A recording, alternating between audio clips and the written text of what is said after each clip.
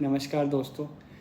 आज मैं आपको शुरुआत करूँगा एक कहानी से कि बहुत साल पहले जब मैं मथुरा में पोस्टेड था तो मैं एक डेंटिस्ट के पास गया। तो डेंटिस्ट का सेटअप ऐसे था कि डेंटिस्ट की चेयर थी और वहाँ पेशेंट्स भी वेट कर रहे थे।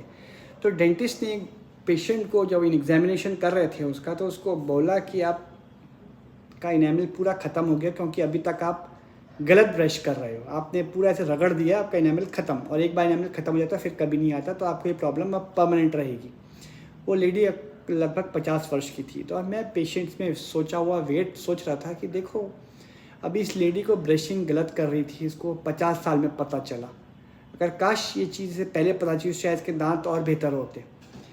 हमारे साथ भी ऐसा है कि हमें जीवन में कुछ चीज़ें अगर हम सीख रहे हैं, हम जल्दी सीख जाएँ तो बेहतर हो जाता है।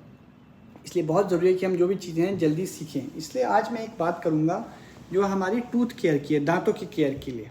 देखिए, हम सबकी, मैंने पहले भी बोला था, बायोलॉजी सबकी अलग अलग है, सबकी हेल्थ अलग अलग है, सबके दांतों की कंडीशन भी बायोजेनेटिकली अलग अलग हो सकती है।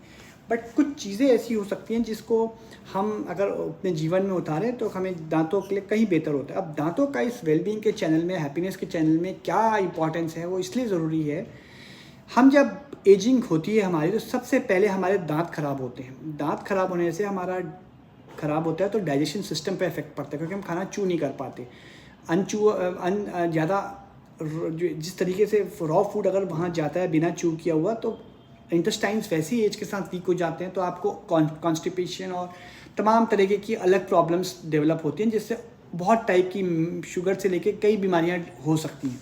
इसीलिए एक अच्छे दांत होना लाइफ के लिए बहुत ज़रूरी है, अगर आप हेल्दी और फुलफिलिंग लाइफ और हेल्दी जीना चाहते हैं।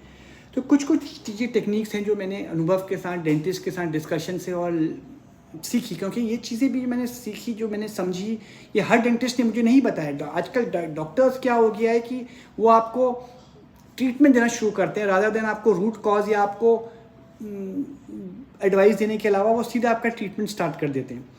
तो मुझे कलकत्ता में एक डॉक्टर मिले जिन्होंने मुझे कई चीज़ें समझाई। ये चीज़, उसका कुछ की पॉइंट्स मैं आपको बताना चाहूँगा। पहली बात, जब भी आप ब्रश करें दिन में 2 बार करें, और ब्रश कोई जूते की तरह चमकाना नहीं है, बट सर्कुलर मोशन से। ऑब्जेक्टिव ये है कि खाना जितना भी फंसा हुआ है निकाला जा सके। हमारा जब भी हम खाना खाते हैं, जब ये जूस पीते हैं, कोल्ड ड्रिंक पीते हैं, तो हमारा मुंह में एसिडिक कंटेंट हो जाता है। एसिडिक कंटेंट से इनेमल हमारा डिस्ट्रॉय हो सकता है। उसीलिए जब हम एल्कलाइन पेस्ट यूज़ करते हैं तो पीएच बैलेंस होता है हमारे माउथ का, इसलिए फेस, हमारा माउथ हेल्दी रहता है और कीड़े और ये जो ये कैविटीज़ लगना कम होता है। पहली बात। दूसरा चीज़, उन्होंने मुझे एक चीज़ बताई कि फ्लॉसिंग एक धागा जैसा होता है जिससे आपको फ्लॉस करना है, लेकिन फ्लॉस कभी भी ऐसे आरी की तरह नहीं कि आप वो आरी चला रहे हैं ऐसा, इससे आपका गम्स डैमेज होंगे। तो उन्होंने मुझे एक एडवाइस किया था कि डॉक्टर, एक 1 मिनट फ्लॉस बोल के अगर आप यूट्यूब पे सर्च करेंगे तो डॉक्टर कार्लोस मोलिनर का वीडियो आएगा, उसको आप समझिए, करिए, और आपको एक बार फ्लॉसिंग करना स्टार्ट करेंगे तो कहीं खाना फंसेगा तो निकल जाएगा। मुझे अक्सर दांत टेढ़े मेढ़े होने की वजह से मेरा खाना अक्सर फंस जाता था, तो मुझे डेंटिस्ट के पास जाना पड़ता था और फंस के वो बहुत दर्द करता था, और अक्सर मेरे कैविटीज़ भी डेवलप होती रहती थी। क्योंकि जिनके दांत स्ट्रेट हैं, अगर स्ट्रेट हैं, तो जिनके आपके बच्चों के दांत अगर स्ट्रेट नहीं हो रहे हैं तो आप टीनेज ईयर्स में उसको पेरिडोंटिस्ट से आप ठीक करवा सकते हैं, लेकिन एक बार हो गए, बड़े हो गए, तो फिर वो रिपेयर करना मुश्किल होता है। तो आपको ऐसे ही प्रिकॉशन लेनी चाहिए।